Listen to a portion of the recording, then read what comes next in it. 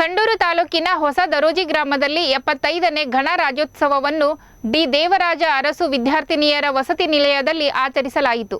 ಇನ್ನು ಕಾರ್ಯಕ್ರಮದಲ್ಲಿ ಮಾತನಾಡಿದ ವಿಜಯನಗರ ಶ್ರೀ ಕೃಷ್ಣದೇವರಾಯ ವಿಶ್ವವಿದ್ಯಾಲಯದ ಉಪನ್ಯಾಸಕರಾದ ಕೆ ಹೇಮೇಶ್ವರ, 75ನೇ ಗಣರಾಜ್ಯೋತ್ಸವವನ್ನು ಈ ಬಾರಿ ಆಚರಣೆಯನ್ನು ಮಾಡುತ್ತಿದ್ದೇವೆ. 75ನೇ ಗಣರಾಜ್ಯೋತ್ಸವ ಆಚರಣೆ ಮಾಡಲು ಭಾರತ ಸಂವಿಧಾನವು 1949ರ ನವೆಂಬರ್ 26ರಂದು ಅಂಗೀಕಾರವಾಗಿ 1950ರ ಜನವರಿ 26ರಂದು ಜಾರಿಗೆ ಬಂತು. ಈ ದಿನದ ಗೌರವಾರ್ಥವಾಗಿ ಪ್ರತಿ ವರ್ಷ ಜನವರಿ 26ರಂದು ಭಾರತದಲ್ಲಿ ಗಣರಾಜ್ಯೋತ್ಸವ ದಿನವಾಗಿ ಆಚರಿಸಲಾಗುತ್ತದೆ.